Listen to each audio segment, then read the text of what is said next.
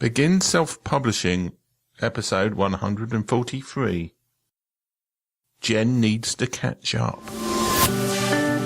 Interested in self-publishing but don't know where to start? Want to get your book onto Amazon? Want to hold your paperback book in your hands? Learn how on the Begin Self-Publishing podcast with your host, Tim Lewis.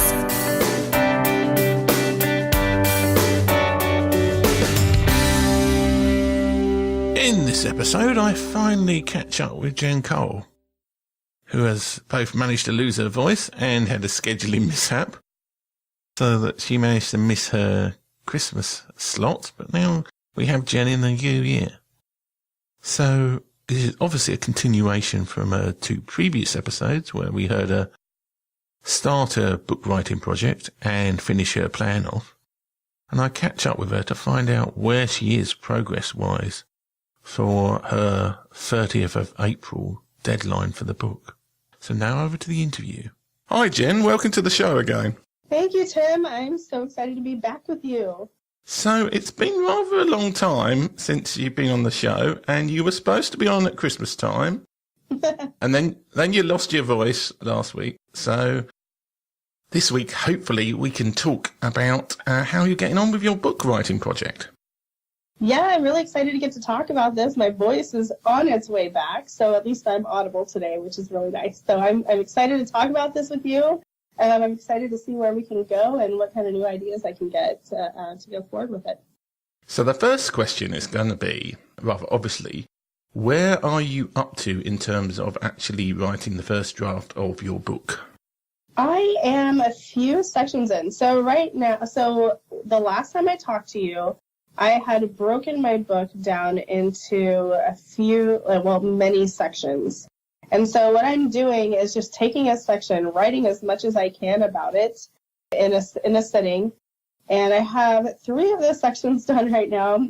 What I keep finding myself doing is thinking of relevant things, putting them into my document, and then going back into the section and adding these little pieces that are relevant to the section. So making each section longer. And so I think that that's going to help when I start deciding to divide it into chapters, because these are not chapters. These are just sections of the book. I have a feeling the chapters are going to be kind of short, but the sections are going to be encompassing maybe 3 or 4 chapters each.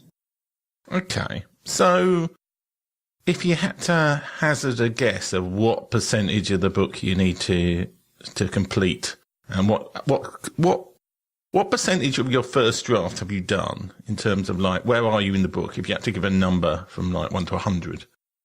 Sure. I would think that I'm going to say easily, I think that I'm about a quarter of the way done based on what I keep doing. Okay. It could be a third of the way done, but I keep adding to it and going back. Yeah. So. Well, I mean, I think if you're feeling that going back to it adds value and adds quality, then it's certainly worth doing. However, I would sort of warn against possibly doing that too much, because there is the problem that you just might not get the book finished. I know, I worry about that too. If you just keep adding to it forever. I know, like, when is the stopping point? Yeah. When would you say you started writing the actual book in anger? Not like dilly-dallying, like here and there, but when did you actually start the first draft? I believe it was very shortly after our last interview when I just really sat down and started writing. Yeah. So a couple months ago. Okay. So just by doing what's called a bit of simple math, or maths as we say in the UK. Yeah? So you've got 25% of the way in, and you've done 25% in, say, 2 to 3 months. It's number 10. Yeah, it's going to be kind of, if you carry on at this rate, it's going to be, let's say we're mid-January now. So I think it'll be sometime in October you'll finish. Get your writing check.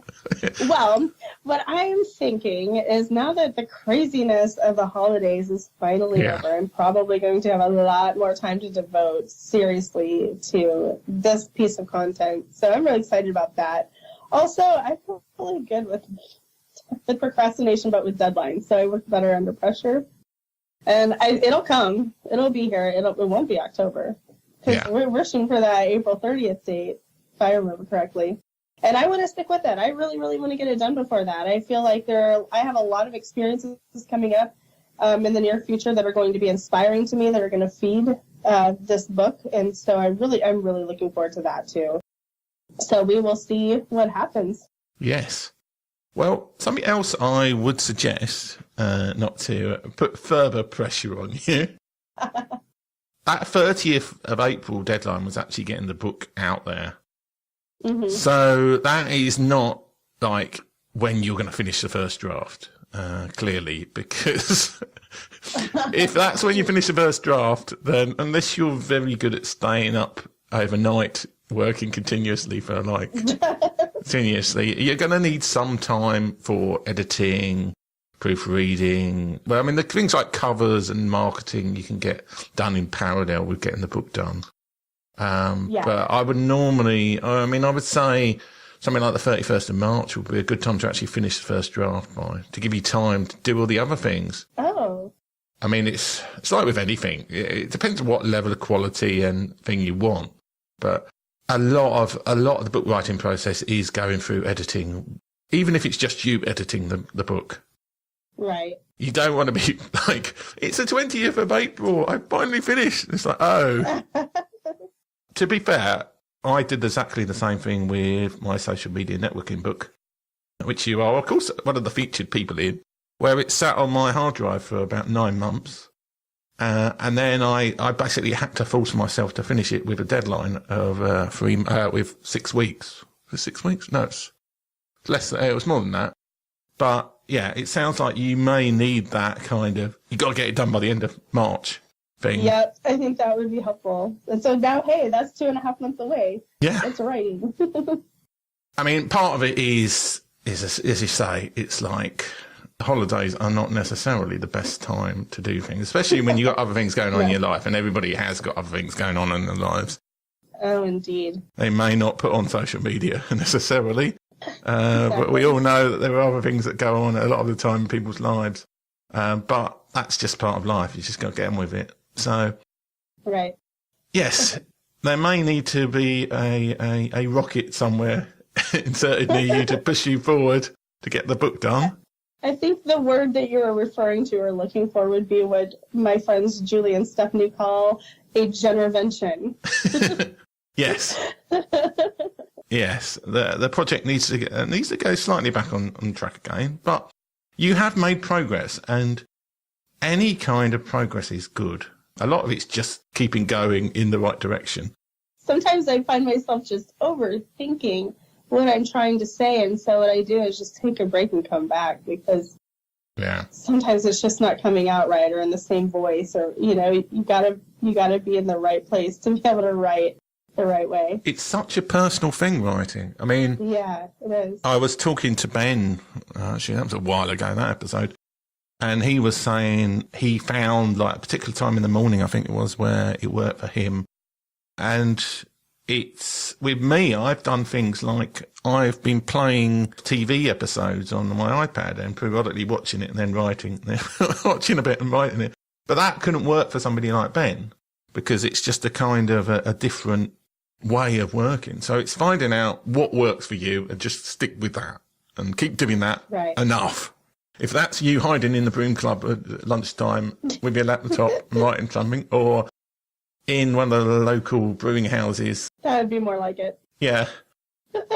As long as nobody comes and distracts you. That's the other. But again, it's like that's the whole introvert-extrovert thing. I actually work better in places when I do have people potentially distracting me. Me too.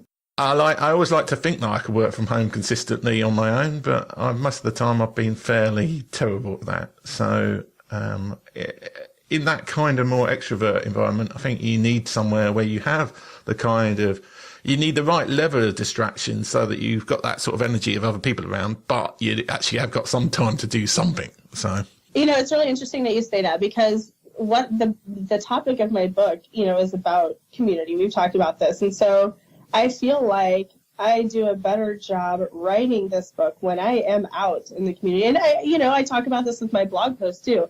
I do a better job writing when I am out around people and actually feeling what I'm writing about when I'm writing it. So the writing comes off way better when I do that. I've tried to write at home in silence, and I just can't do that. I have to be out and around people, saying hi to people, and then I sound more like myself when I write. So I have discovered that. It's been a fun thing to discover this year. Yeah. And it's interesting, actually, the lessons that you learn about yourself when writing books.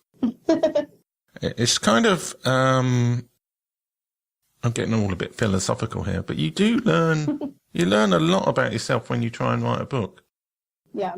The fact that I first wrote a time travel book, I don't know what that suggested about me. There will be an element of you personally in your book. So it's important that you kind of get that right. Anyway, enough of my philosophical ramblings. We talked about the deadline and the fact that you need kind of a bit of incentivization to speed up a bit. I mean, at the end of the day, if you have to move the deadline, you have to move the deadline. It's an artificial one. But on the other hand, I think you need that deadline to get it done. I need the deadline. Yeah. Absolutely. Yeah. So given that you work in marketing, basically all the time, what thought have you given to marketing your book? Well, I've watched other people and what they've done, and I've gathered some information. And I've tried to think about what level I'm entering into this. This is going to be obviously the first one I ever write. Probably not going to be the only one now.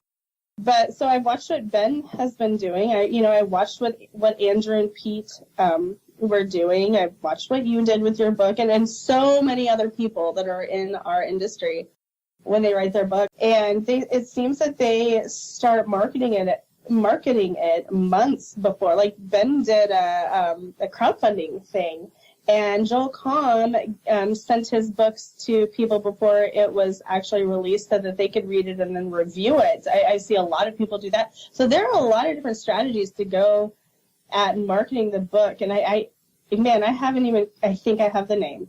I think I'm committing to the name. I didn't tell you that, but I think that I'm committing to the original name that I called it that is on the document. So I think that I might be ready. It's on the document, I think, at the top.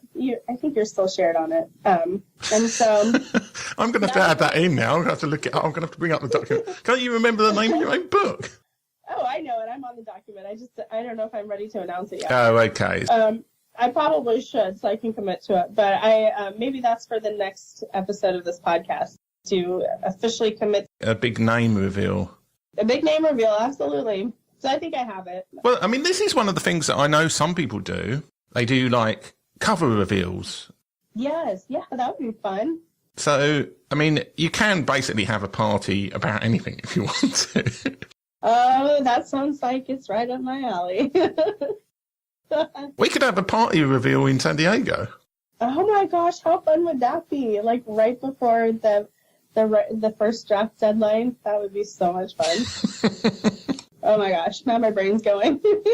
Anyway, most things in life, I wouldn't say I necessarily I've been hugely successful, but I know a lot of things not to do, and I've seen people do things that are very successful. So yeah. One thing to consider is both what your aims are for the book, in terms of, are you trying to get particular people to find out about the book and hear about it, so they'll book you in for speaking gigs? Absolutely. And or are you trying to get Amazon chart success? Now, actually, Amazon chart success for a non-fiction book is easier than a fiction one because there were just so many Amazon charts. Yeah. And actually, when you come down to it, you find the sales of most books by people like you and me are not terribly high. Right. So the way to get most Amazon, the way that Amazon works in terms of, and it's all about the ebooks basically. There are people who chart in the paperback books, but that's a lot harder because there are less categories. But for ebooks, it's all about the first 30 days of the book, and you want consistent building sales over about a week. Because apparently, like, the way that the Amazon algorithm works in terms of how it charts books is that if it sees a sudden spike, then it's a bit suspicious about that. So if you have one day with like 500 sales of your book and then 2 the next day, then that looks suspicious. But if you have like 20 sales and then the next day you have 100 sales and then you have 500 sales, then that book will chart very highly in the Amazon chart.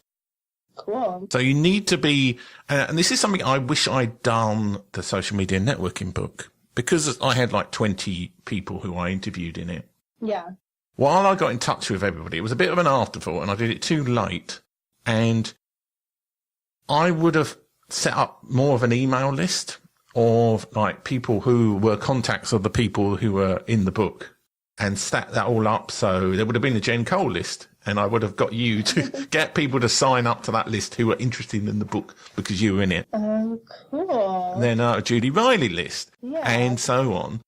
Because even though people like you, some people did it later. They did like a Twitter post weeks later, or some people I knew did message their email lists, but most people don't. But I would suggest that email is still the most, because you're in control of when the message goes out. On social media, you can post something on Facebook, but people might not see it. I'm still getting seeing posts on Facebook from New Year's Eve, and it's like the 4th. And it's kind of like, there just isn't that timeliness on social media is good for consistent sales over time. And I mean, I still get consistent sales, like one or two a week with the social media networking, which is all from social media. But I would have preferred to have had a big surge at the beginning to get it into some Amazon charts so it got exposure that way. Yes. Yes. The second thing about marketing, which I need to work on with my book, is getting people to review it. Now, that reviewing part is not for that first month. It's for later on. Because there's an awful lot of, there's both social proof in seeing like those 5 stars next to your thing with like 500 reviews or whatever. And there's also the fact that there are email book services, and this is not so true with fiction and non-fiction, but certainly true with fiction, where you can basically pay like $100 and put your book in as like a discounted book. But they only accept books with like a certain number of reviews, so like 15 or 20. Oh, wow. So once you get those reviews, because there's all these people willing to push books, but they want it to feel like it's not just some Joe Smo who's like shoved a book out there. Right. So I know I need to go around chasing people for reviews for this book. It's not just people who bought it on Amazon. If you bought if you bought over $50 on Amazon, then you can review a book even if you haven't bought it on Amazon. Oh, boy. Yeah.